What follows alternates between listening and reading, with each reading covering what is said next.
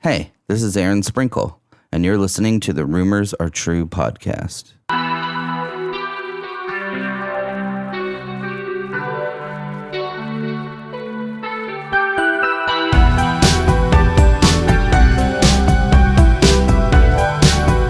Welcome, this is Jeremy Alan Gould, and I'm coming to you today to confirm between God and of man that the rumors you have all heard are true.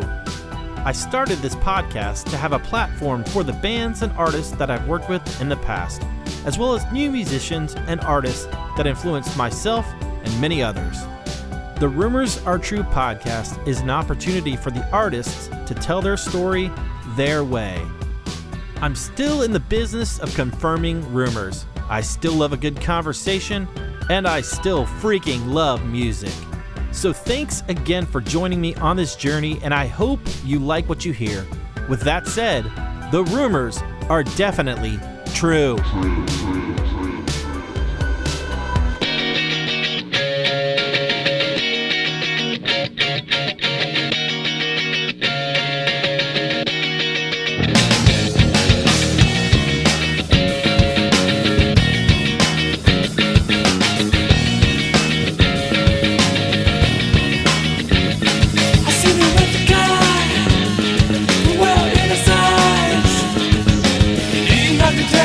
No shame, you never let cry. You know the dirty word. You know I'm so absurd. If our things are meaningless, and so I've never heard. Scaring to care and to nowhere, and around the sound inside we never give it up. But I can never live up in the box or shut or hear me out without a doubt. We never give it up.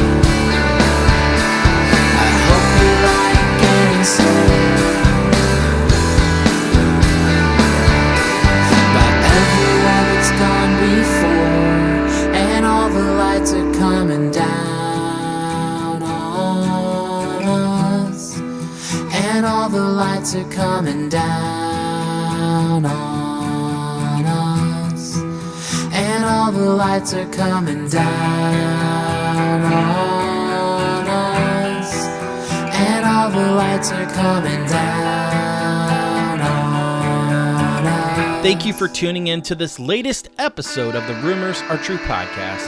My name is Jeremy, and today I welcome the legend, Nick Barber. You know Nick from the bands Poor Old Lou, Rose Blossom Punch, Fair, and Subways on the Sun. So honored to have Nick on this podcast to talk about his past, his present, and his hopeful future. So I hope you enjoy this latest episode with Nick Barber. Hope you like getting old. Waking up on the floor.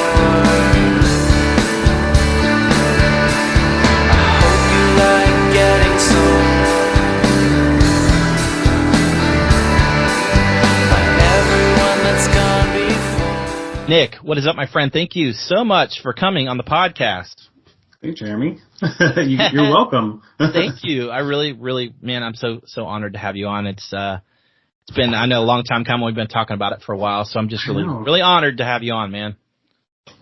Well, I'm glad to be here. Thank you. Tell me, Nick, what's going on in your world currently? What's new in your world?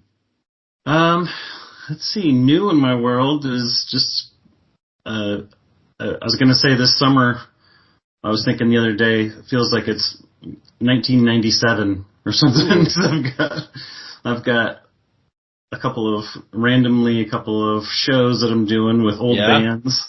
Yeah. And vinyl releases and all that kind of stuff. So that's exciting. It is exciting, but I'm just thinking, wow, what year is this? Yeah, right? How are you still out in Seattle? Uh-huh. Well, just north of Seattle, but yeah. How you gonna stay there for everything? Probably. Is that probably. I mean, mainly because all of my family is here. Yeah. Know, parents and extended family, and everybody's kind of pretty local, and so it's all pretty tight knit, and so that's awesome. I'm sure we'll stick around here at least for quite a while.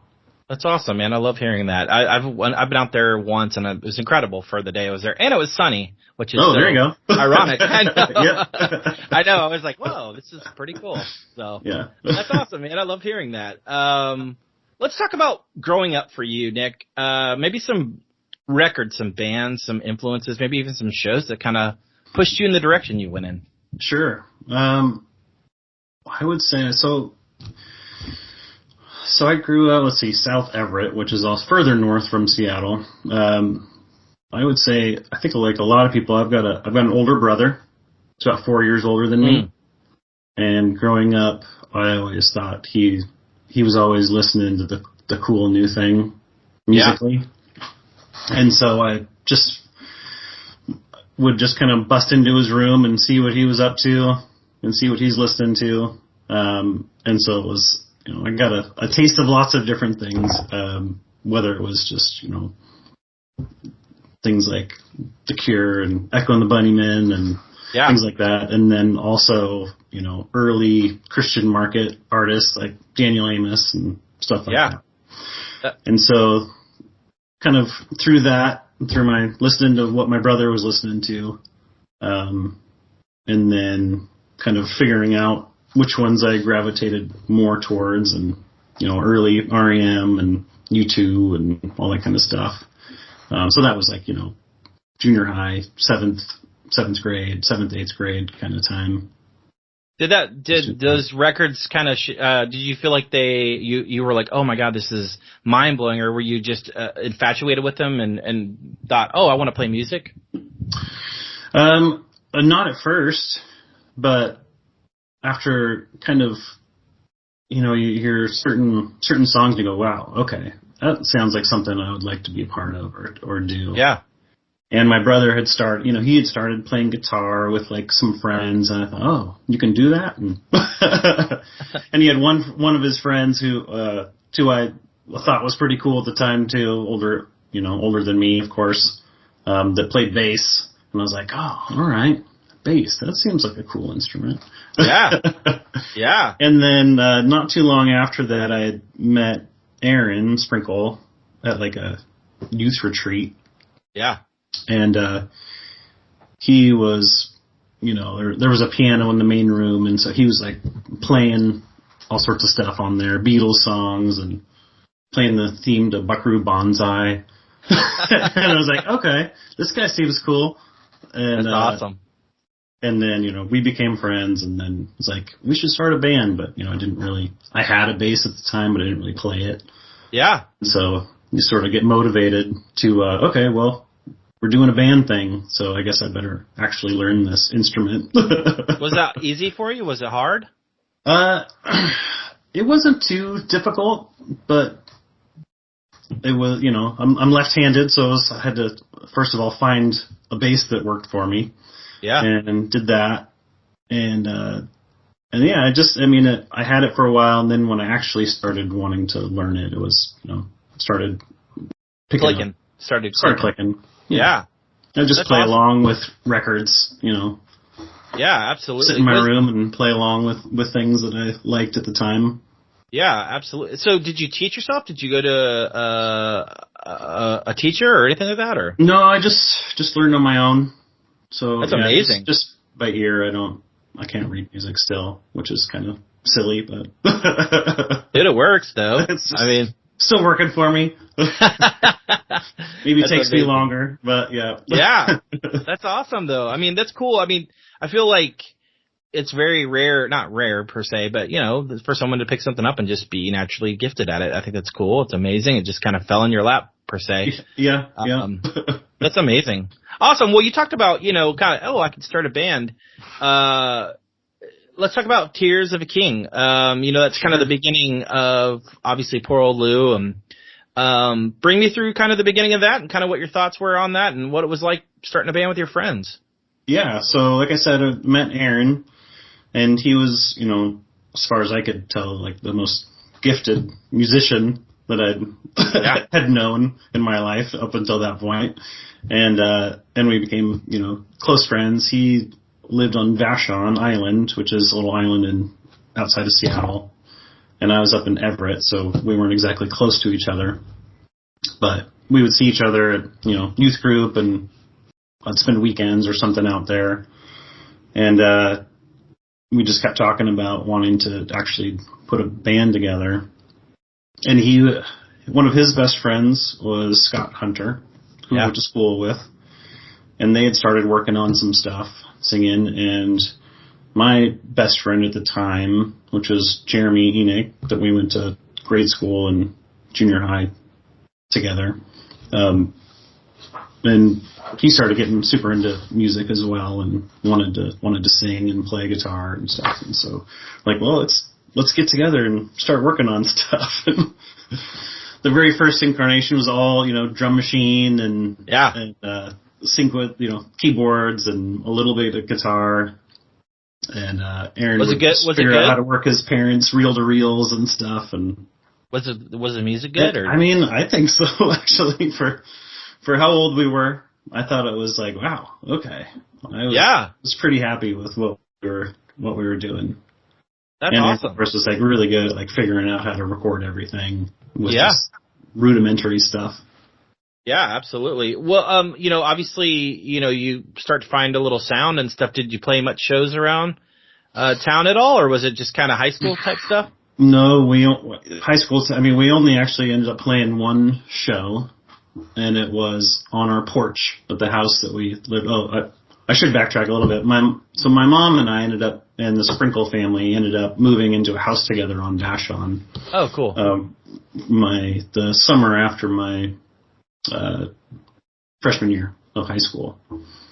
And so then we got to start actually hanging out and playing and working on stuff all the time.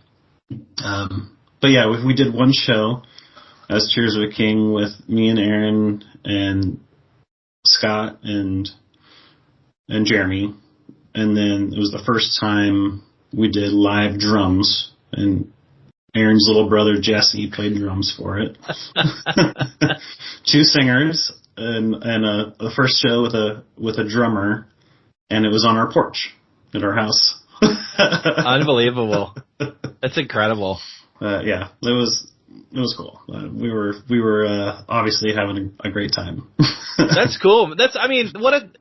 I know obviously not many people were there, but that's just, looking back on, just overall, of you guys in that band, it's pretty amazing that all of you were just, friends, number one, and musically, gifted together. So that's awesome. I love that. I would love to hear those demos. I told Scott, I said, I gotta hear these demos sometime. He's got them. I don't know where mine are. He's kind of the official keeper of records. Yes. for all of us. So. Dude, 7-inch, bro. Those would sell out in a heartbeat. Oh my God. Yeah. That'd be amazing. Sweet. So, obviously you guys decide to start Bell Bang Villa after this. Jeremy leaves, I assume, I think at this point, and decides to kind of do his own thing. Yeah. Bring me through Bell Bang Villa, kind of the incarnation of that becoming. Yeah, that one was kind of we ended up, Jeremy it just kind of broke off, I suppose. And it was kind of the first things where it was just Aaron and Scott and I doing it. And that also was, primarily just drum machine and very early Cure type of sound. Goth type stuff. And Aaron obviously programming all the drums. But, so yeah, we were doing that, and it was fun. And then when we decided that we wanted to kind of change things up, and Jesse at the time had always just been, Aaron's little brother, but he had been taking drum lessons and getting, like really good. They're like, awesome. Hey, maybe we should actually switch this up and have live drums. And so, yeah, we recorded one album kind of a thing as Bell Bang Villa. And then when we added Jesse, we decided we needed to just change our name and make a new band. And that's what Poor Old Lou. Okay, yeah. So Poor Old Lou, happens. You obviously kind of have a different route you're wanting to go, obviously. Mm-hmm. Bring me through that beginning of that. I know it's not much different from the previous band, but what was the mindset like? What was, like you said, getting a little more serious about this? What was the difference in that, I guess? And did you feel like you had some special songs? Did the songs start working pretty quickly? Yeah, I think we just started. I mean, it's so long ago. I'm trying to remember, but yeah, I think we just when we added Jesse, the sound just changed, and we got a little harder. Seattle scene was starting. Yeah, absolutely. And so we were obviously listening to more stuff that was coming up instead of just what we had been listening to through the through the late 80s. And so, just more influences coming in, and just wanted to be a little harder, more groove oriented on some stuff. And absolutely. And we were all improving as musicians. Yeah, absolutely. That's cool. I love that. Frontline kind of comes into the picture. It kind of bring me through how that happens. I mean, you guys are still teenagers, obviously, and what was that like? A record label, obviously that's probably pretty thrilling, and a Christian band at that point. Mm-hmm. That's pretty rare. So kind of bring me through that. For sure, we were. So I mean, again, we were always interested in recording. Just whatever we were going to do, we were going to record it, and so we did our own self-released cassette. Of Poor Old Lou. And we're like, this is, we're thinking it's pretty good. So we're sending it around. I think we sent it to Blonde Vinyl. Oh, nice. And, didn't hear anything. Aaron's dad, who knew some people in, the Anaheim, Orange County Christian scene, Phil Kagi and people like that. I think he sent a cassette to somebody in one of his connections, and it kind of got around until someone at Frontline reached out, which at the time was cool because I mean that, especially then, any of the Christian bands that I was super into had all put out records on that label, and so it's like, oh my god. Can we actually get signed to this label that has put out these amazing records that we've all, grown up loving and listening to? And so that was exciting for sure. Did your parents have to sign for you guys? No, let me see. We didn't sign. So we were, maybe for Jesse actually. We were all 18, so it was after high school. We were, in various stages of college time, so it was like 93, I guess. Yeah. Because Aaron and Scott and I all graduated in 92, so it would have been 93 where we were getting that interest and actually signed. So did that feel good? So we were 18. It did. I think we were pretty naive at the time. I'm just sure. because we were like, this is a label. It's such a cool thing. We're gonna take over the world. Yeah. It's like should we have an attorney look at this? No. No. I'm good. No, it's fine. It's a Christian label. Just sign it. Yeah, they'll treat us right. Yeah. So that's how that one went.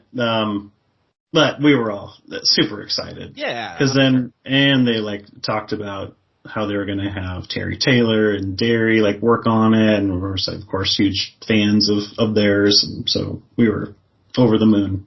That's amazing. I love that. Well, let's talk about Mind Size, the first record you guys put out on Frontline. Maybe some thoughts, some memories of that recording, how that was for you guys. And you mentioned obviously working with Terry Taylor and Derry. Did you say Derry? Mm-hmm. So working with them on this record and kind of what your thoughts were at the time. Yeah, like I said, super excited. We had them come up to Seattle because we wanted to record track drums up, where we lived and in Seattle and get that vibe. Yeah. So we tracked a bunch of stuff at the studio Avast in Seattle where we did where we actually recorded some other things as well. I knew the studio and knew the owner. And so we they came up and stayed in a hotel and would pick them up and take them to the studio in the morning and work on everything. And it was awesome, meeting those guys, of course, and getting to work with them and learning so much from them. Were you nervous? Oh yeah, for sure. Yeah. Scared out of your mind? No, but nervous. We were too young to be too scared. Yeah. Yeah. But yeah, and they were great, of course, to work with. And then we finished the record we flew down to Orange County and stayed at Gene's studio. Oh, nice. The green room. Yeah. And then finished tracking down there. I can't remember what we had finished up in Seattle and what we brought and what we still had to do down there. But yeah, so the four of us going down, staying in Orange County, LA area, all, we're it's exciting. 18, 19 years old, except for Jesse, he was 16. And I'll just, living in the studio and just immersed in music and kind of record. And we're, just having a blast. So that's we're awesome. Working on a record, and we also had plenty of time to just screw around and be kids. Yeah, kids. Absolutely. Yeah. How did you feel when you heard the record finished? What was that feeling like? It was super exciting to have an actual professionally recorded, engineered, mixed, mastered album, and artwork and all of it was that was awesome. But hey, here we go, we're actually doing it. That's so cool, dude. Yeah, that's amazing. Looking back on it now, how do you feel about it now? I think it was an amazing experience. It was super formative, just in the way that we recorded it up in, part of it in Seattle, part of it down in Orange County, and just spending that much time together, Yeah. Early on. I mean, Aaron and I and Jesse had spent, a bunch of time together since we lived together, but, with Scott there, and, it was so much fun. Do you love the record? I do, it's a product of when it was made. There are parts where there's parts where I go, I wouldn't do it that way, or today, of course. But are you proud of it? I think it still stands on its own. I am proud of it. Yeah, I think it was creative, and it was a little bit of a. We sometimes say it's a little bit of a best of, and up until that point of our musical careers, because it was a collection of a lot of songs we had and recorded previously. Star Set of Super Step, which was the first self-release thing we did. And so it was kind of like a bunch of songs that we had and we had worked on, and like, here they all are. Yeah, I mean... So we had a lot of material to choose from, and like stuff that wasn't, written super recently to when we recorded it. But do you think Frontline was stoked on it? Yeah, I think they were happy with it. That's awesome. At least I always got the impression that they were. Well, they let you put more records out, I guess. Yeah, yes, exactly. Yeah, that's awesome.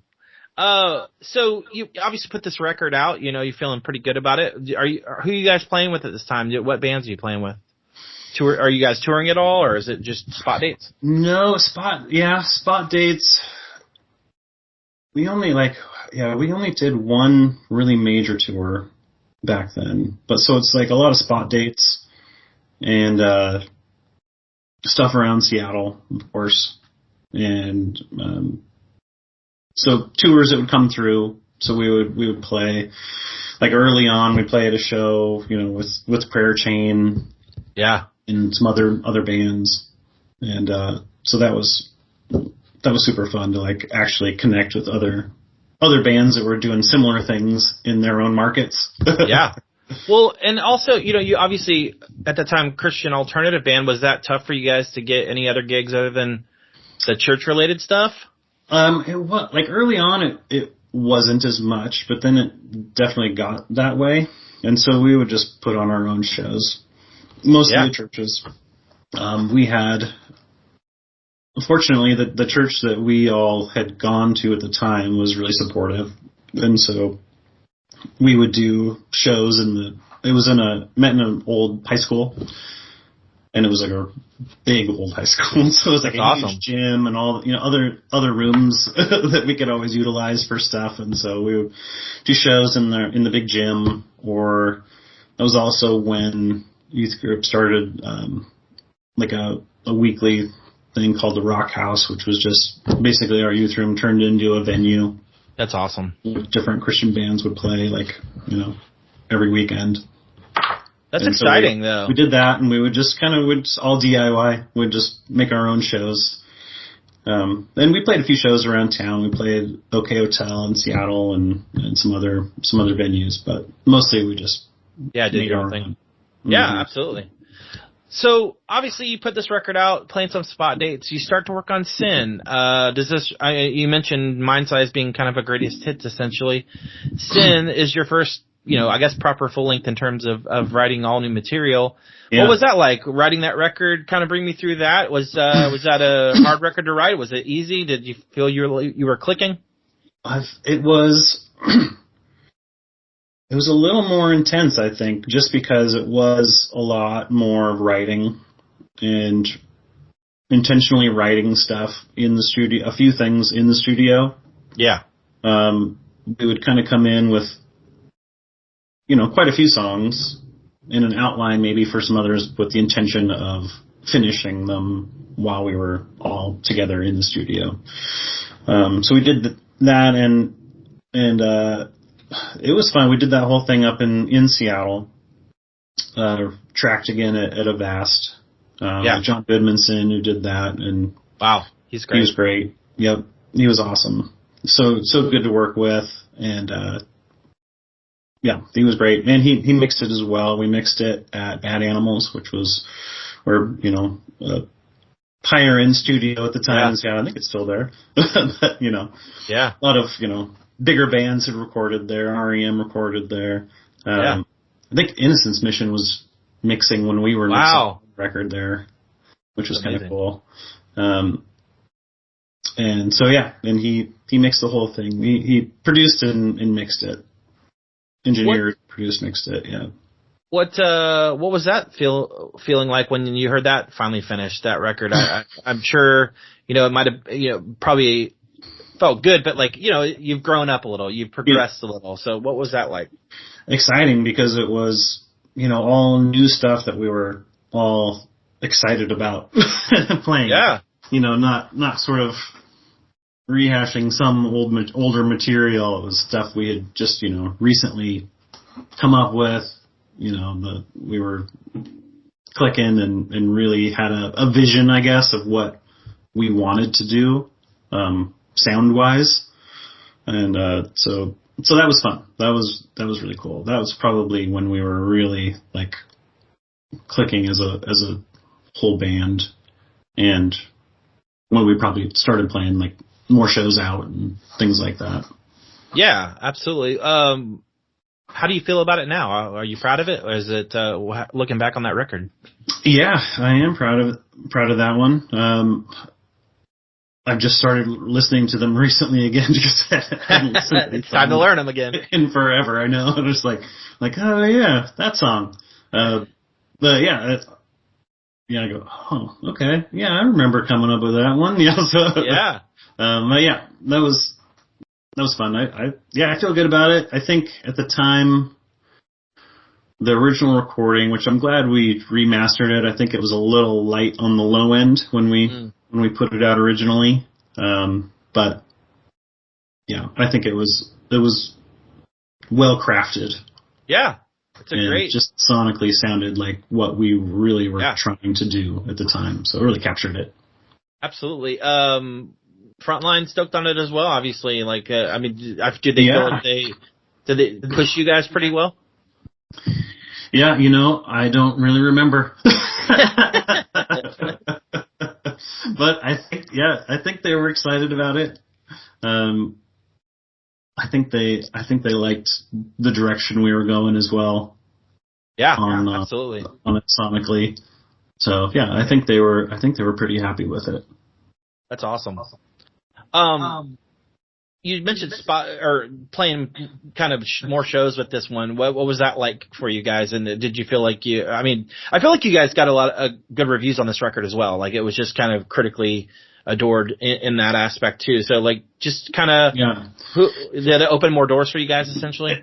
It did. I mean, that's when we started getting asked to play shows more, which we were, I would say, and the rest of the guys would say this as well. I think we were a notoriously lazy band when it came to actually like trying to play out and like make our own tours and, book shows and all that. We just kind of enjoyed making music and having fun, and then people would just barrage us with, hey, you guys want to play this or you want to play that? And we're just kind of go, sure. Yeah. Like, yeah, sounds good. So we did a lot of that. So we definitely started playing a lot more shows, but there were a lot of just answering calls like, hey, would you guys come do this? And like, okay. Did you get to open for anyone cool? Any bigger bands at all? And if you did, like, was being a Christian band in that area, I know that at that time probably was tough, but like, did you get respect, you feel? Yeah, I don't know. A little bit, but I think we also were just kind of flying under the radar in like the general market of Seattle. But there was a huge, at the time, underground, scene of like this Christian alternative scene that was getting really big. And so we did not have a problem with getting a lot of people to come to our shows, which was awesome. Yeah, I'm sure that felt great. Yeah, it was fun. It was great. And so we did a lot of local stuff and then spot shows. And did you think at this point that, hey, I could do this the rest of my life? Was that ever a thought or a feeling? Yeah, I think I probably hoped that we could. Yeah, I mean that's when you sign your life away, which is hilarious, or like look back on it, and again, I wouldn't trade any of those choices. But you look back on it and go, I'm stopping. I'm gonna stop going to college because my Christian alternative rock band got signed. We're going to be huge. Yeah, absolutely, man. Like, small market, man. As a fan of it, I thought you guys were going to be huge. That was my mindset. I'm like, this band's going to be massive. It's like, it's so funny. It is such a small niche thing, you know, right. and it's like, you know, that's your whole world, though. You know, it's like absolutely, it was our whole world, and like I said, I never regret making any of those choices because it was amazing. That's cool. That's very cool. Well, let's talk about the Straight Six EP. Yeah. You know, more stripped down EP for you guys. Great. I mean, every record we've talked about, I love already. The Straight Six, man, hit me hard in a good way. Bring me through that recording, and of course, having your old friend Jeremy on one of the songs. Yeah. Bring me through the recording of that and what that was like for you guys. Yeah. So this was kind of a response of just wanting to take more control over what we were doing musically. We, self-produced. It was a studio that Aaron had been working at that was also in the building, in the giant high school our church was in. There was also a pretty cool recording studio there. Oh, cool. And so it had like a nice 2-inch 16 track that Aaron had been working at a little bit. And so we thought, hey, let's just go make our own record again, kind of like we had before, but just do an EP just so we can just make it whatever we want, Yeah. Did you not have enough songs, or was it just you said no? Just it was intentional to do an EP. I don't exactly remember why it was going to be an EP instead of a full length, but I think it just was to stretch our wings and just do whatever kind of crazy thing we came up with. And we basically just lived in that studio for the time that we were there. We just spent so much time in there recording, making crazy things, crazy little sounds and interludes, and and all the while writing songs and of like, hey, let's do one like this, and we're gonna do one like that. So that was fun. Jeremy, we had reconnected prior to doing this. I guess in between when Sin came out and we recorded this, we had reconnected, and Jeremy asked if I would go on tour with his band, Sunny Real Estate, as like a guitar tech. Wow. And I had never done that before, but I was like, okay, sounds good. That's amazing. Let's give it a go. And I think it was mostly because he wanted a good friend out on the road with him at the time, because things were not super great, I guess, with them. So, and we had been best friends when we were younger, and so he invited me to do that. Great, amazing experience. They were all super great guys to me, and accepted me on the tour. And I just did my best to be a good guitar tech, but yeah, it was a learning curve. I bet. Were the shows bonkers? Oh, they were bonkers. Yes, they were bonkers. Amazing. Yeah, it was so much fun, and getting to listen to them every night was exciting. Well, just seeing your friend in a pretty successful band, what was that like? Yeah, seeing that. I mean, it was great. I was super, super happy for him because I knew how talented he was, and how much he wanted to do. I mean, that was something he really wanted to do, and I knew he had the talent to do it, and just fortunately got hooked up with these other, great musicians, and it just clicked for him, which is great. That's amazing. And they got label interest like right away when they started playing shows and stuff, and so it was really cool. I was so happy for him. That's so cool, dude. I love that, and I love that you got to go on that tour. That's such a cool anecdote. Very pivotal record. Yeah, it was fun. I mean, up until then, I'd just been doing Port Luth type shows. which was, you know, at the church and, you know, yeah, we've got spaghetti for you beforehand and, you know, to go on like a legit actual tour at all these like pretty amazing clubs around the country was fun to see. That's so cool. So we had reconnected. I reached out to see if he wanted to sing on one of the songs, and so he said, "Yeah, absolutely." So we thought that would be a good song for him to do, "Digging Deep," and as kind of a duet with Scott. And I thought it turned out awesome. Well, I discovered Sunny Day Real Estate from that song, obviously, and that, you know, changed my world. Yeah, what a great EP. I mean, I love this thing through and through. What were your thoughts at the time when you finished it, when you did it your own way? What was that like?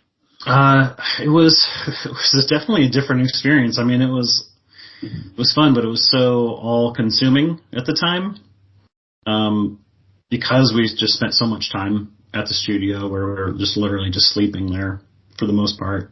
And some songs like were harder to actually get to the final version of them. Sure. Because it was so raw, and we were writing so much of it while we were there. It just was like a time capsule, I guess, of that moment. Yeah. Of all of us. So we didn't really have anything to bring in to it. We just said, let's do 6 songs. That's crazy. Write them, record them, see what happens. That's incredible if you think about it, because it really, it worked. It, you know, just from a, you know, fan perspective, it worked. Yeah, I think good. I love that. Yeah. How do you feel about it now? It's for only 6 songs. It's very diverse. Oh, absolutely. How do you feel about it now?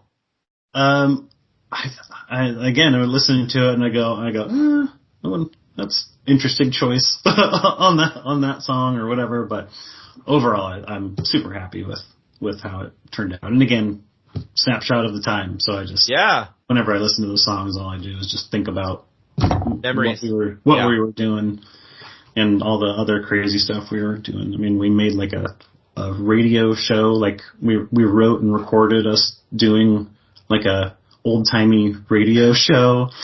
That, bro, you gotta release it. And like just all sorts of crazy stuff, but we're just like, hey, let's do this, and we could do it. Nobody's stopping us. That's incredible. I love that. Well, like I said, as a fan, I think, I loved this EP. I remember when I bought it. I truly do. And I remember being excited to get it and being just blown away by it. So, man, awesome. Yeah. Good. Great EP. Next record, Picture of the Eighth Wonder. Definitely a progression. And this is one of my favorite records from you guys as well. Mm-hmm. Bring me through this recording. It's a lot more aggressive, I guess, if you will, or more grandiose, maybe more, I would say definitely more bigger sounding, I suppose, than previous releases. And we had, I don't know, now I can't even remember when. I'm trying to remember who we had in the studio when we were tracking. But I know Eugene mixed it. Oh, nice. And I can't remember if he was there for tracking or not. This is kind of when we start getting blurry. Because we're, a little older, more things going on in our lives. Yeah. And so, we're all married by this point. And gotta pay bills. All those kinds of things, and so we're it's a little different atmosphere. But again, we purposefully left some songs unwritten because we wanted to write them in the studio. So we did that again just to kind of capture that immediacy, live feel. Yeah.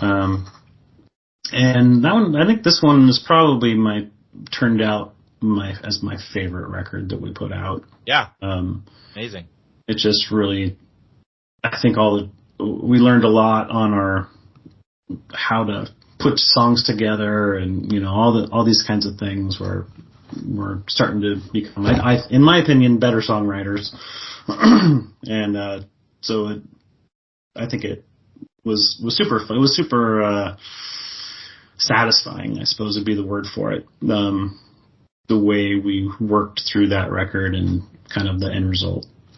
Yeah, absolutely. I love this record. I think Scott, when I had him on, talked about how The Cure obviously was such an influence on you guys, and how that first song is very, and when he said it, I was like, oh my God, it's totally The Cure, and I mean, great record. How did you feel about it when, it sounds like that's your favorite one, but at the time, did you just feel stoked on it? How did you feel about it? I did, yeah. I mean, and I loved that I think we did it a lot in other albums as well, but we just always have a little bit of we'll get super serious and dark on some things, but we're also just naturally just kind of playful.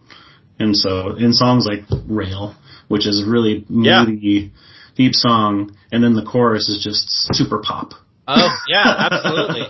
Absolutely. And so I think it was fun to just kind of play around with those aspects of music and combining things that way. Yeah. So, like I said, I think it was my favorite that we had done. And then getting to work with Gene was super fun too. It was great. That's awesome. Did he have a lot of input on this record in terms of the writing or anything? No, mostly just in the mixing aspect of it. We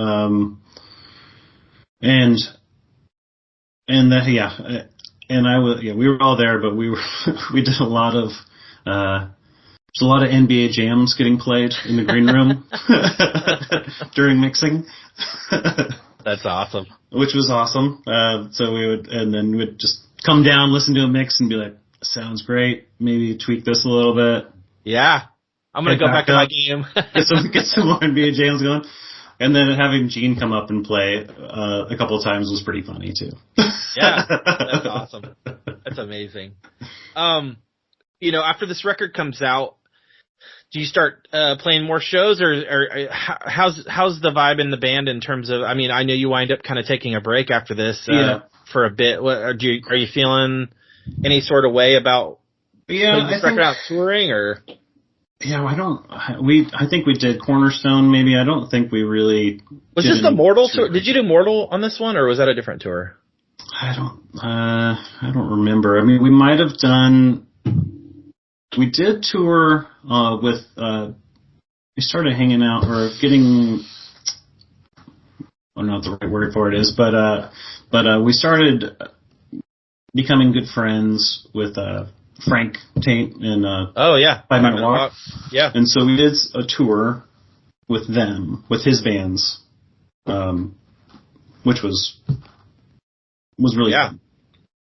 And just meeting new people and doing that was fun. It was kind of actual decently successful one as opposed to the one we did after Sin came out of here. Yeah, was sort of ended up being a nightmare. Scott probably told you about that, but yeah. When we were in Alabama and he got appendicitis and we had to. He went into the hospital and we had to cancel the rest of the tour. Unbelievable. Drive home to Seattle from Alabama. Canceling all the rest of the shows. So. I hate that. No, that was not good, but was memorable. That cool? I'm sure.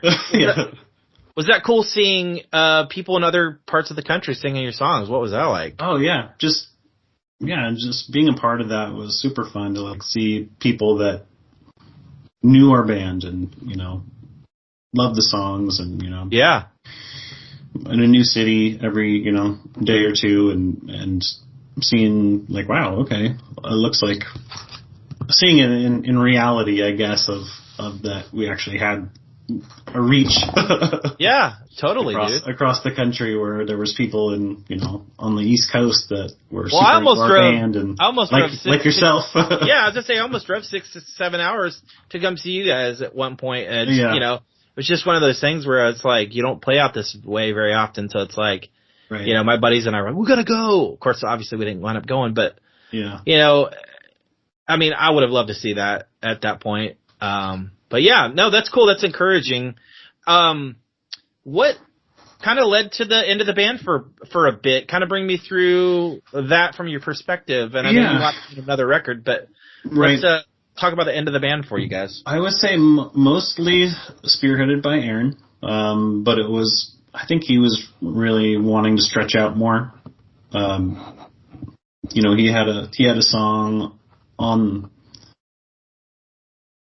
the previous record, but then he's just kind of, I think he's wanted to start just doing some more things, you know? Yeah. Like I said, stretching out and being more in control of everything and doing his own thing, which absolutely I understand. Were you bummed? Yeah, I think at the time. Yeah. At the time, I was, but I totally understand. You know. Yeah, looking back on it, I'm sure. Yeah. It's not that you're not losing sleep over it still. No. Yeah.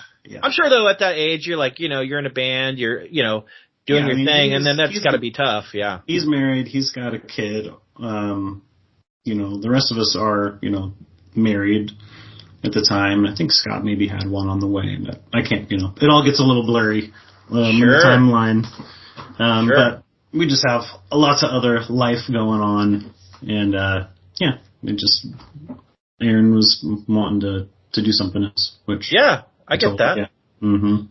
Well, I want to jump ahead real quick, because we've got other stuff to talk about, but The Waiting Room, great record, amazing record. And Scott kind of told me about how you guys kind of, you know, recorded it separately, I guess, and then kind of put it together. Yeah, bring me through that recording of that record and kind of your thoughts on it. I love this record, by the way. I think it's amazing. Thanks. Yeah, it was kind of surprising where we were just like, hey, let's get together and do another, you know, a bunch of other life had happened, and we're like, hey, this might be a good opportunity to just do another Poor Lou record. Aaron had been started working at Tooth and Nail, in the studio, and so it was an opportunity for him to, you know, record it and mix it in the Tooth and Nail studio, and which was like in the basement of the offices at the time. And that was a fun time because we had kind of done our own things for a while and just getting back together, and the boys are back in town. Yeah, like having writing sessions. We're like, okay, we can still do it. And that's cool. So it was fun. It was fun to do that. What was that like hearing that when that was finished, and how do you feel about it now? Having just listened to it recently again, because I hadn't listened to it in a long time. I think it turned out good. It was, for me, I feel like it's maybe a little, I wouldn't say polished necessarily, but this was like early Pro Tools time, when that had just kind of started taking over. Everything we had done previously was all, you know, too much machines, and when you're like, if you screw something up, you gotta get the razor blade and physically cut the tape, or you gotta redo the whole thing. Yeah. And so when that's not an issue, you're like, oh my god, I can just re-record that like right now. That's incredible. That's incredible. So it was that time, and so I think it's got maybe a little, I don't know. Although listening to it again recently, I was like, oh, you know, it sounds good to me now. It sounds great. I think it sounds good, but you know, previously I thought it had maybe a little too much sheen on it or something. But yeah, man, you got to write those pop records, man. That's right. So Poor Old Lou obviously ends, and of course we just jumped ahead a little, but I just kind of wanted to keep it all together. You leave the band, or the band ends, I should say, and you go on a tour with Jeremy Enoch, your friend again, Return of the Frog Queen, playing bass. What's that like? That record's unbelievable. What was that like? Oh, it was so much fun. So much fun. Because he had he had recorded it and done, like a full symphony arrangements for the record.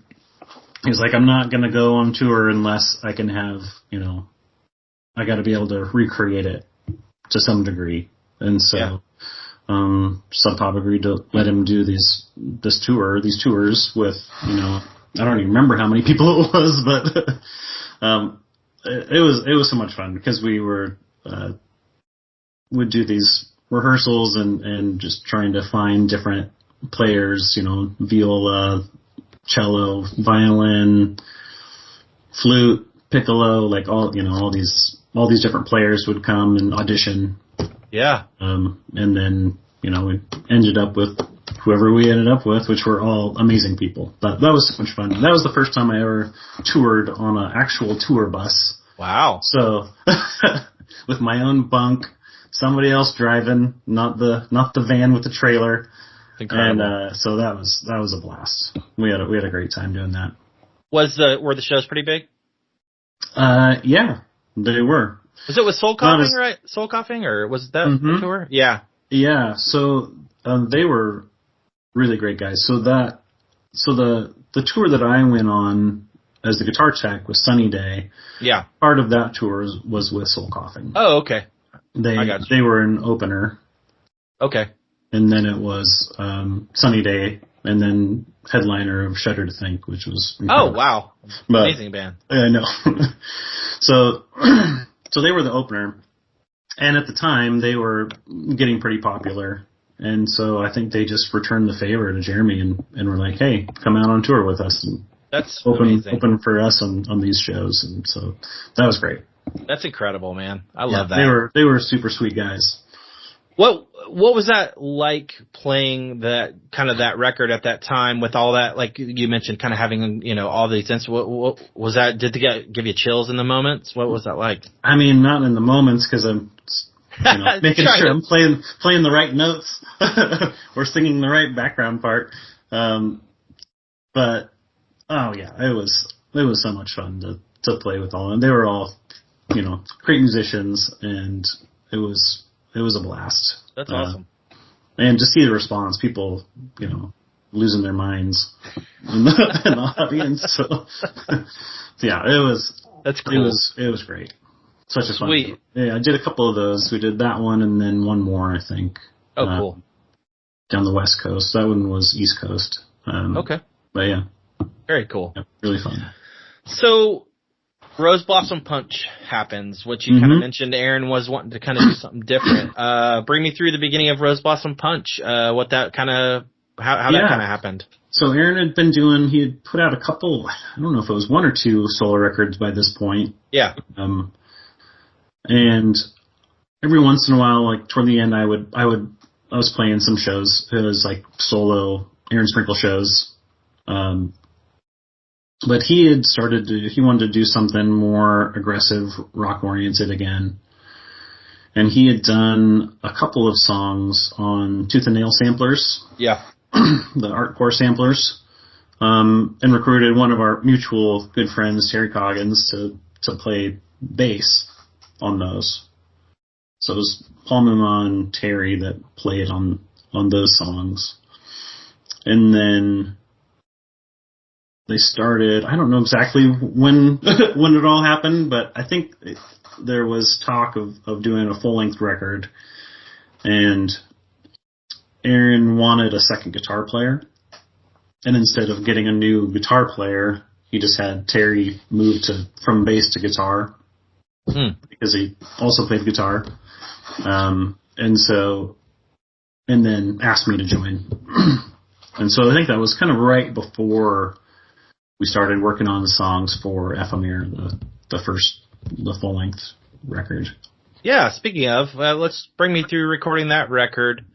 What was that like? It's a great record, and it just got released on vinyl recently, or about to be. About to be, yeah.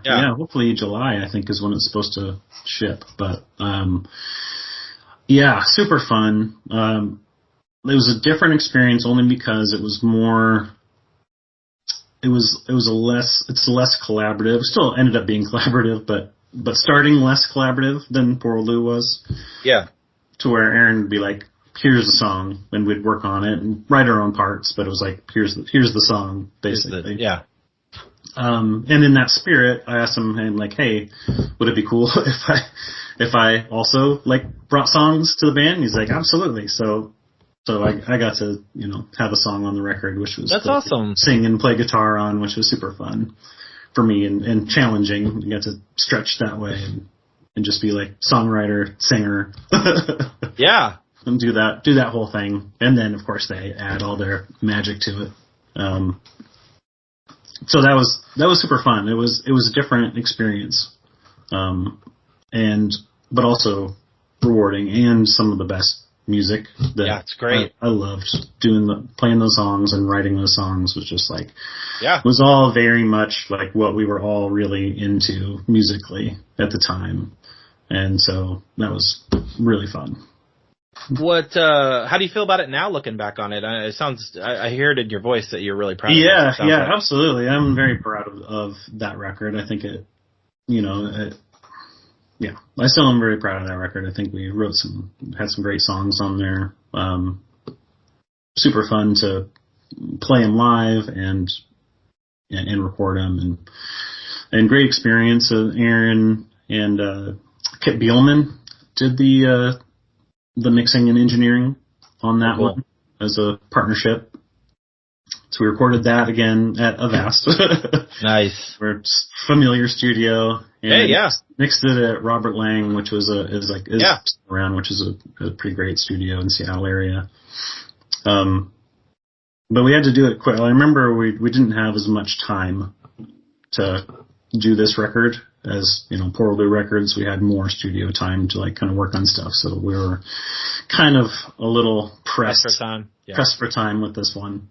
But I think it still turned out great. What was, you mentioned the live shows. So did you guys do a tour for this? What did you guys wind up doing for this? Yeah, I mean, we did, we ended up, let's see, this one ended up, Frank Tate put this one out, a 5-minute walk. A 5-minute walk, yeah, that's right. Yeah. And, so we did tours with 5-minute walk bands, Black Eyed Siva and Times for Profits and, all these bands. It was a lot of bands. It was like a tour. Yeah. It was like probably too many bands. Bring a vegetable and $5 or something. Or something. Or a coat. Yeah. Right. Yeah. But it was like, it was all the Five Iron Frenzy and Black Eyed Siva and Dime Store Profits and us and somebody else. It was just like, this is a lot of bands, but super fun. That's amazing. Super fun tour to do. Was it? I know you kind of. Was there much difference in, you obviously with age, and maturity, but like touring with Poor Old Loon than touring with Rose Blossom Punch? It's like, did it feel like a different thing? Did it feel a little more organized? Like what was that kind of like? Yeah, it definitely felt like a different thing. We were older and, kind of, I guess, knew what we were doing a little bit more, and also, enjoying each other's company and realizing that, this is special that we get to do this. Whereas before it's like, this is just what we're doing and, we're going to. But then kind of coming back to it, realizing, hey, this is a pretty amazing experience that we get to participate in. Yeah, for sure. That way. So, it was cool. And then, we definitely got a lot of more interest. We played a lot more around Seattle, like just the regular clubs and things like that with Rose Blossom, and had people in the music industry local to Seattle that were super stoked on the record and wanted to help us out. And did you ever have any other labels kind of pique interest at all, or? We had one that ended up not really working out, but really great people that were involved with it. It just didn't pan out. Just didn't make sense. Yeah. So it was Marco Collins, who's kind of was a big radio DJ in Seattle at the time. He still does stuff in Seattle. But he was kind of the guy that was credited with like breaking Nevermind and all that kind of stuff. And back early on, like was first guy to like play Loser and that kind of stuff. So he was super stoked on the record and the band, and he was putting together a record label with some other like really industry heavy hitters in Seattle. But then it just kind of fizzled out. But story of my life, right? No, you're better. No. So what kind of you obviously play this record and you play a tour or two. What leads to the end of this band for a little bit, or the hiatus of it, if you will? Yeah, again, I think it just kind of nothing major. Just we were recording. Well, we started recording an EP. Yeah. For that new label that was wanted to put it out. And then they went away, but we had already started recording it, and so we were trying to find somebody else to put it out.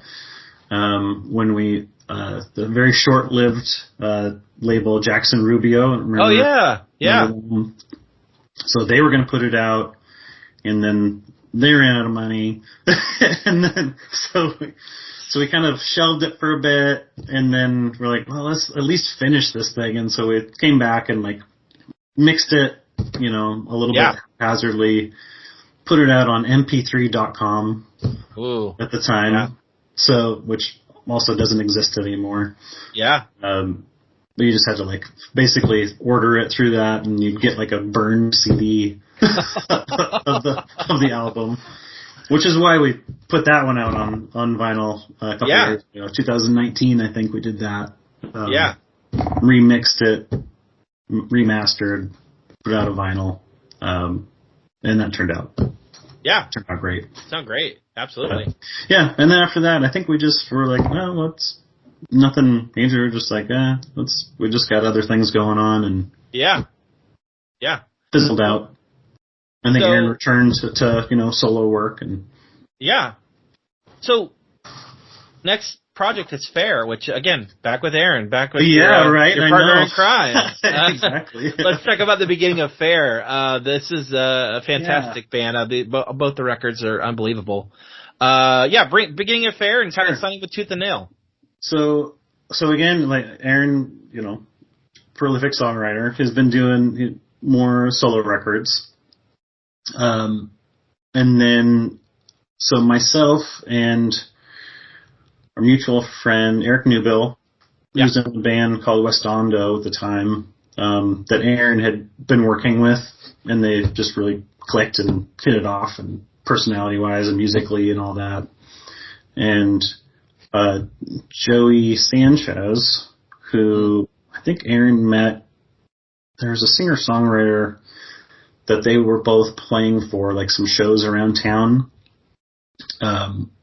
And so he met Joey that way. And so Joey started playing with him a little bit with his solo songs. Playing out. And then I met Joey because we got asked to do a Cure cover night for. Oh, nice. Someone's like, the Crocodile Cafe, great venue. Yeah. Doing like, she would, every year for her birthday, she would do this big Cure show with like all these Seattle bands. And they would just learn like 2 or 3 Cure songs and do it. And so he wanted to put together a band for that. And so he asked me and Joey, which was the first time I met Joey, to do that. So that was super fun. We rehearsed for it at Eric's house, studio, Eric Newbill's house. So I met Eric then and met Joey then. And then we had so much fun doing that. And then we were like, hey, why don't we do a band thing again? So it went from kind of going out here and there, playing some shows as like Aaron Sprinkle Band, and then we started writing our own music, and then turned it into a new band. Which was on Fair. So absolutely. Yeah. Tooth and Nail comes into the picture. Obviously, Aaron's got the hook up there, it sounds like. Yep. At this point, you guys have so much going on with your lives, so you're not obviously going to tour a ton. So, was this something, were you just like, whatever, or were you like, this is cool? Like, what was that like? I was really stoked on it. I thought, first of all, I love playing music with friends, and so I've been fortunate enough to do that with every project I've ever done. Basically, is people that I know and love, and so doing it that way just felt natural. Meeting these people and just connecting and becoming friends first before we even started doing music. Sure. So it just felt natural and good. And Aaron and Eric basically took the lead on most of the writing. So and they worked really well together. Yeah. And so we just kind of filled in here and there. And, it was really fun to record, that first record. Yeah, let's talk about that. Best worst case scenario. Yeah, amazing Best record. Worst case scenario, yeah. It was, again, super proud of that one. It was a little bit different again, just because it was, again, in the way of Rose Blossom, where it was mostly just Aaron bringing the song and then we're all working on it. This time it was Aaron and Eric basically both bringing songs to the band and then fleshing them out with the band and being like, oh, it's, this works, this doesn't. Yeah. And then obviously Aaron just being the singer. And then also, brought in, a couple things on that one of my own. But it was just a little bit different vibe. Again, a little bit, felt like a little bit more grown up vibe. Yeah. Where we're like, dad rock. we're going to write this song and bring it, and this is the amount of time we have to work on it, kind of a thing, instead of all just, being kids and locked in a room for hours. We're like, this is how much time I have. I'm going to come right after work and we'll work on this, in the studio. The bass, and then I got to go. And then we did get to do a tour with that, which was super fun. The band Isley that Aaron had worked with great reached band. out and asked if we wanted to do like a quick West Coast tour with them, which was super fun, amazing tour. And part of what made it amazing is that we didn't have to bring hardly anything. We had like a minivan and our guitars and our bin of merch. And then we would just show up and everything was just already up on stage. It just go plug in. Play. That's amazing. So, and then of course watching them, perform every night was amazing because they're just they're a phenomenal band. Incredible. Yeah. Absolutely. What did you? How did you feel when you heard the record done? When this was done? I mean, it's definitely still sounds like you guys, your influences, and of course Aaron singing. But it's such a fantastic record. Thanks. Yeah. I'm really proud of how both of those records turned out. But yeah, it was really fun working on those songs. Writing them in the studio, and there's a little more keys and things on there. And it was a great experience, and I love those guys, so it was a very fun experience. I'm still very good friends with all of them. So that's amazing. That's cool. I mean, some people, I know you sound like a good person to be in a band with, is what it is. Sweet. Well, Disappearing World's the next record. Again, phenomenal record as well. Bring me kind of through that, the recording, and was that a little different from the first one? How was that for you? It was pretty similar. Again, just people have more life going on, so it's trying to get together when you can. Get together to write these songs and then finally get in the studio to record it. And this one, I think this one's probably my favorite of the two. Yeah, it's great. And again, this one definitely has more keys on it, more piano, more organ, more, that kind of stuff. And a little bit different vibe than the first record. But yeah, it was really fun. I was excited for the artwork for it. Great. That's my son on the cover. Aww, that's so cool. I didn't realize that. Yeah. And then when we did the video for Despairing World. Yeah. So that's my son Ethan. That's so cool. 8-year-old or however, I don't remember how old he was at the time, but does he remember that, you think? Oh yeah. He remembers it. That's amazing. And now he's like 25 or something. Wow. Anyway. That's incredible. Crazy how time flies by. But yeah, so he did that whole video. I paid him I got him a large Blizzard. Ooh, that's a good deal. Very good deal.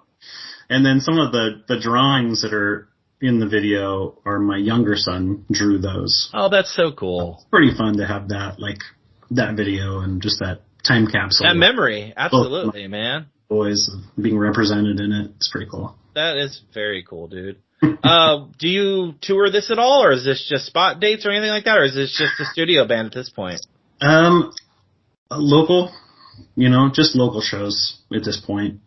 No tours. We did talk about doing a tour at one point, but it didn't work out. And so it was kind of just local shows. And then, again, I think after that it just started another... The fizzle. Man, it sucks. It sucks, but it doesn't suck. It's cool because you have these records that you have been a part of, and of course they're no longer happening, but they're memorable records. And I would love to hear a third Fair record. I'm not gonna lie. I think that would be really cool, especially at this point. You guys have done a lot more growing up, so that would be interesting to hear. Yeah, I would say never say never. Ooh. You never know. No, I love that. Yeah, recently after we did that, Joey moved to Nashville, and then Aaron moved to Nashville a couple of years after that. So we're all just kind of spread out. That'll do it. Aaron's since moved back. Joey's still out in Nashville. Yeah. So Aaron and Eric are both in the Seattle area. But yeah, I think if you asked all of them, it wouldn't be we wouldn't do it. It's just when do you have time? When do we have time with everything else that we've got going on and all that kind of stuff. So. Call Brandon Ebel and say, hey, let's make it happen, dude. Yeah. You never know. 100K up front. There you go. So let's talk about your next band, Subways on the Sun. This is with Eric too, correct? This is with Eric. Yeah, absolutely. He's a phenomenal songwriter, and you guys work really well together. I can tell, from the Fair records and this as well. Yeah, let's bring me through Subways on the Sun, kind of the beginning of that. Yeah, so Eric and I obviously became fast friends when we started to play music together, with before Fair and then in Fair. And then, kind of after Fair fizzled, he had started writing some songs and doing a side project with one of his good friends, Lars Gard, who he's known forever, and who actually also interned at the studio for a while. So they were starting to work on some stuff. Had one of his good friends who was the drummer for West Ondo, do some drums. And then just kind of naturally it was like, hey, would you want to play bass for this project? And I'm like, yeah, of course. And that's awesome. So this one became more of again more of a collaborative thing. Eric, I think, comes with most of the material, and then we kind of work on it from there, and then Lars will bring stuff and I'll bring stuff. Yeah. But yeah, and that's been super fun, and this has been definitely a project where it's when we have to find the time to do it, kind of a thing. Yeah, absolutely. Places in life. Yeah. But we always make the time to do it. It just might take a while to For sure. Get it finished. For sure. Well, you guys obviously signed with Spartan, and John at Spartan's amazing. What kind of brought that on, and what was the mindset in being on a label and not being on a label? Yeah, I mean, it was. I don't remember exactly how it happened. I'm sure Eric and John had talked at some point about. I mean, we were working on the record just kind of regardless. We were going to do it no matter what. Yeah. Just going to do it no matter what. And so I think we just started sending songs to John, and he loved it and asked about putting it out. And so it's been a good relationship. Yeah, John's great. It's great. And really helpful with, getting it figured out in this day and age of doing albums. Absolutely. And they look amazing too. Both records look unbelievable. Thanks. Yeah. Absolutely. Yeah, he is very instrumental in helping us get these to the finish line. So it's been cool. We did. I don't want to jump too far ahead. So no, you're fine. Yeah, let's talk about Capsize. Yeah. Great record. Love it. Thoughts, memories, recording that record, and kind of, you're a little bit older. You're not young anymore. So what's this experience? Again, it's great, but it's again a time where I think you never have intentions for records to take as long as they do to finish. But it was, I think both Eric and Lars have younger kids, and so they had really young kids at the time, and so working around family and those kinds of things makes it so you gotta figure out how we're gonna get together. So it started out a lot of, here's an idea, recorded in home studio, sent to the other guys, you put something down, send it back, and I can't veto it. Wow. Kind of an idea. It's like, or you only get a couple of vetoes or something like that. So it was like very interesting to start an album or writing that way, because we couldn't get together as often. So you're just sending files basically back and forth to start and start creating something like, I would not have gone in that direction with this song, but it sounds really cool. So, kind of that's building it that way. And it was really cool to kind of build it up in that kind of a different avenue of creating, absolutely. Mm-hmm. Did it seem challenging to do that? Not as much as I thought it was going to be. Honestly, you're just down to just do your thing. It's just, we're this sounds great. Here's some ideas, and start building the demos, and then you're like, okay, I think we're ready to get some drums done in the studio and start getting this thing good to go. Good to go, exactly. What did that feel like hearing that record done? I mean, playing them and then not hearing them. It's a different world. So what was that like? It was great. I mean, just having the physical copy. Also, like, first time in our lives where we're actually getting vinyl pressed, which is funny. As someone who listened to it when I was, I know, right? Younger. And then, like, no, this is, and not really having, other physical media other than vinyl, and then just streaming or whatever is like a totally different world. But one I'm very used to now. But it was at the time interesting to kind of go that direction. But it's so much fun to just hold that in your hands and the artwork and everything, and listening just intentionally to a full record that way is fun. How do you feel about it now, looking back on it? Good. Yeah, there's not too many records that I've done where I'm like, that sucked. But I'm super proud of both of those records. I think they turned out great. And got good responses from them. And we've been able, when we have been able to get out and play them, we've had good responses from audiences and stuff. And again, mostly just playing around Seattle, get different clubs and stuff. And you obviously put out the Honeymoon Stagecoach as well, which you just kind of alluded to. Kind of the same kind of recording type thing with that. Is it Was there more input on your part, or how was that for you? This similar. I mean, we just wanted to get it out on vinyl, I guess. But yeah. Yeah, it was. I mean, that was fun because we did a lot of recording demos in it would book like a long weekend in a cabin and just set up all our gear and just sleep there and wake up in the morning and start working on songs and record and yeah. So that was a really great way to do it. I enjoyed doing it that way. Absolutely. Kind of harkening back to the days of being able to just live in the studio. Totally. Which you just can't do anymore. So no, absolutely. Instead, you bring your recording gear with you to a cabin in the woods. And So is there any future records coming out at all with that, or where's the band stand? Yeah, the band stands. Well, then we had a nice one. We were not intending to take as long a break as we did, but we had nice pandemic in the middle of there. Yeah.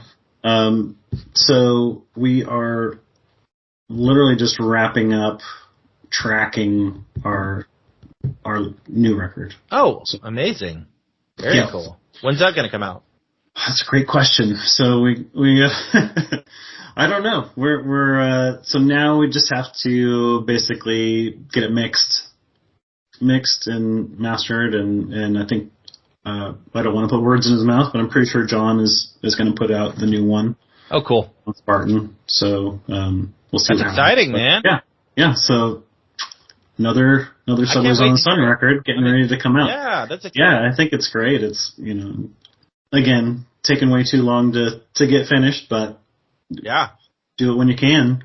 Absolutely. Man. That's cool though. I love that you're still being able to be creative and having a family and a full-time job, but you still kind of have that opportunity to kick back, play some music, do what you were created to do, create things. And so I think that's beautiful that you're still being able to do it. Yeah, absolutely. I mean, I would, when there's seasons in my life where I haven't, it's been a long time since I've been able to make music or create anything like that, I start getting real twitchy.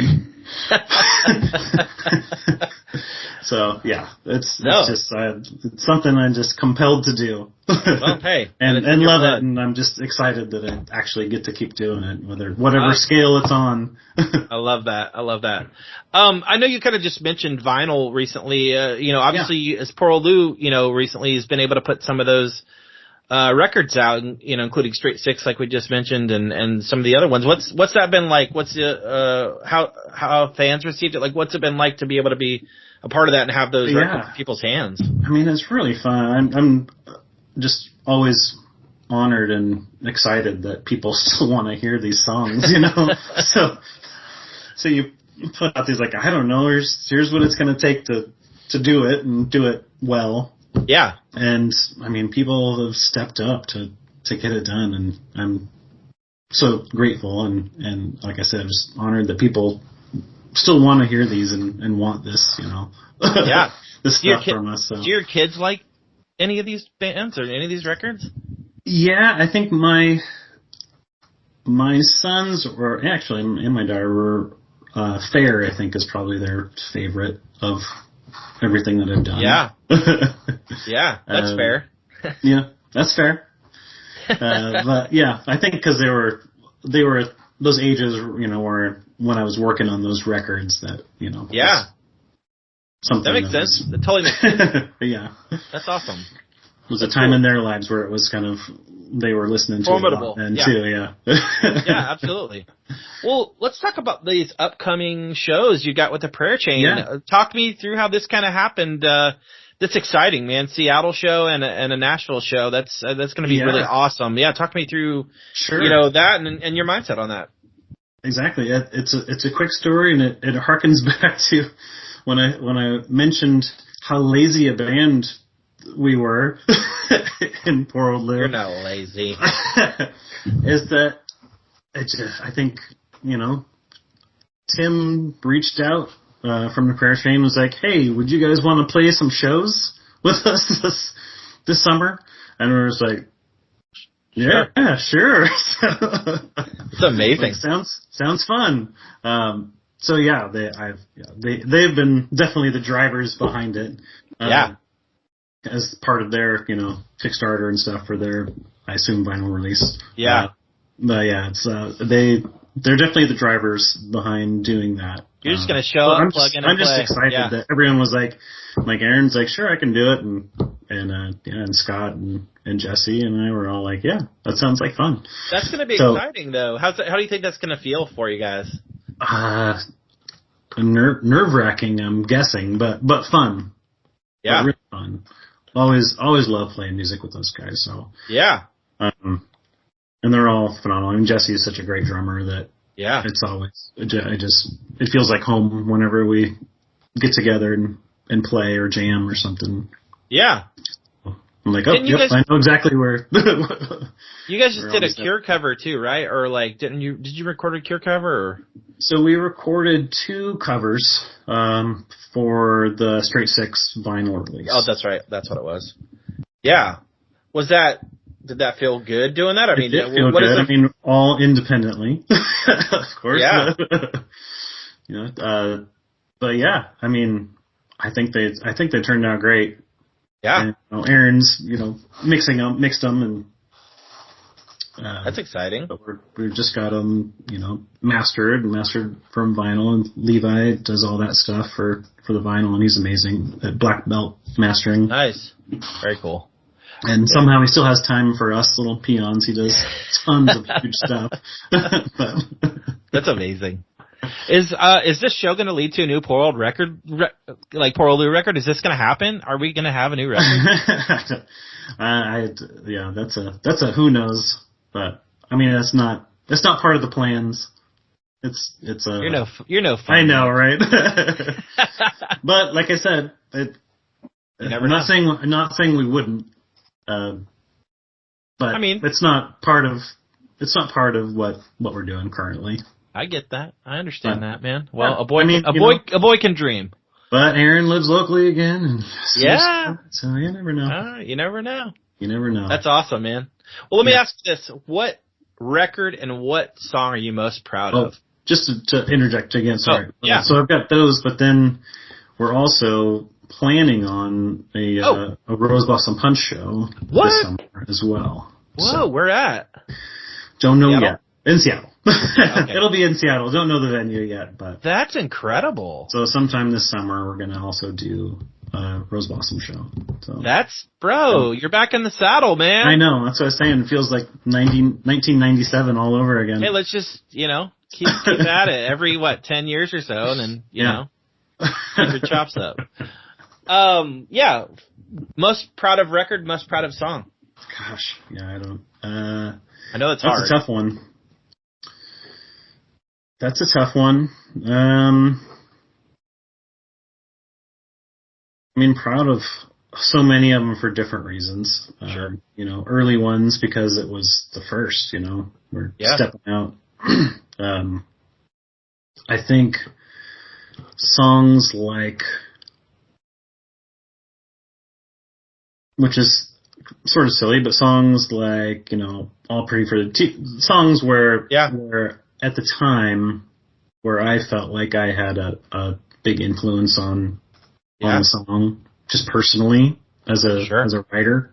So those stand out to me because I've never been as prolific as like Aaron or Eric or other songwriters I worked with. So they're more localized.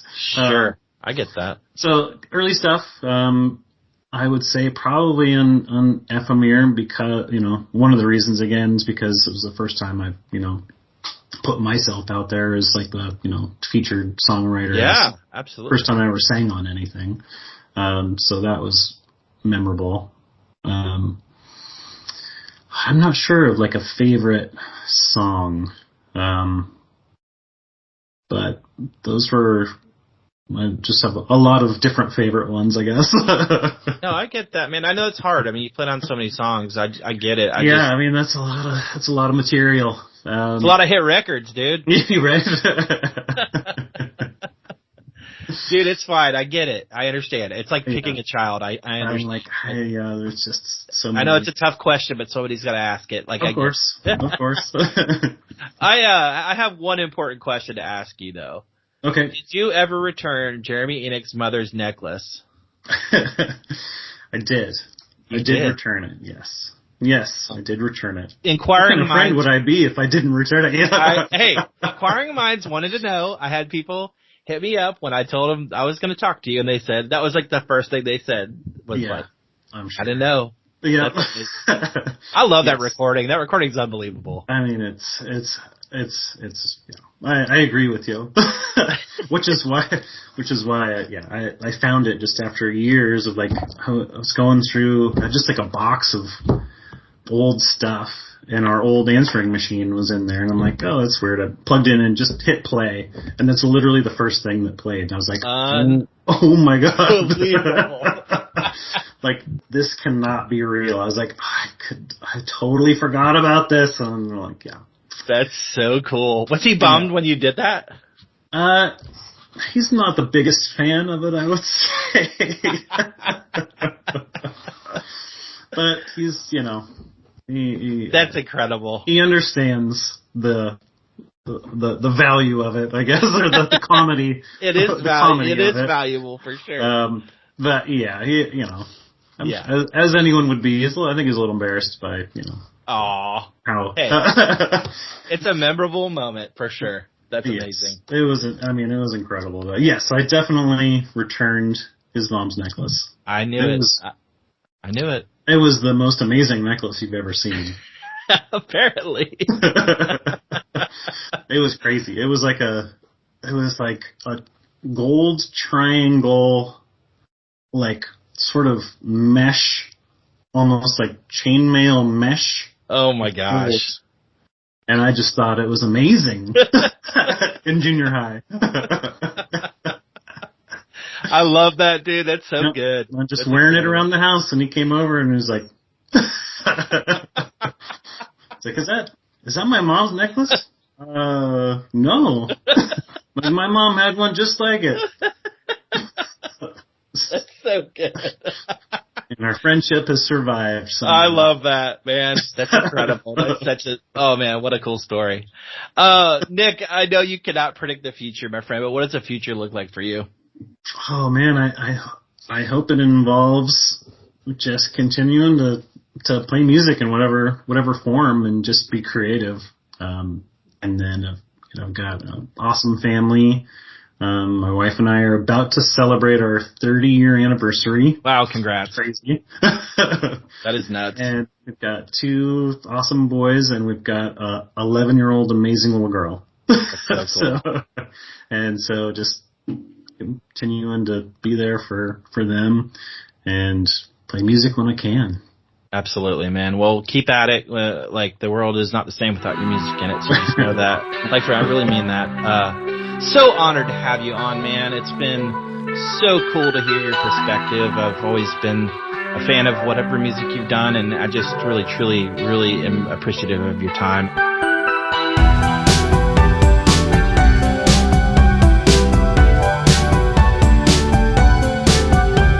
Hey, listener, thank you again and again for tuning in and week out. I really, really appreciate it. It's been so cool. So thank you again for that. Like to like and subscribe. Feel free to do so. If you'd like to add me on Instagram and Facebook at The Rumors Are True Cast. If you are interested in merch, I have a link tree in the bio of the Instagram and Facebook if that's something you're interested as well. So thank you again, listener. Thank you to Nick Barber. So honored to have you on this podcast. It's been a long time coming, so I really appreciate all your time and the stories, and it was just a really cool opportunity to hang out. So thank you again to Nick Barber. We've got some incredible artists on the horizon, guys, and you know it. Nostalgia is still a heck of a drug.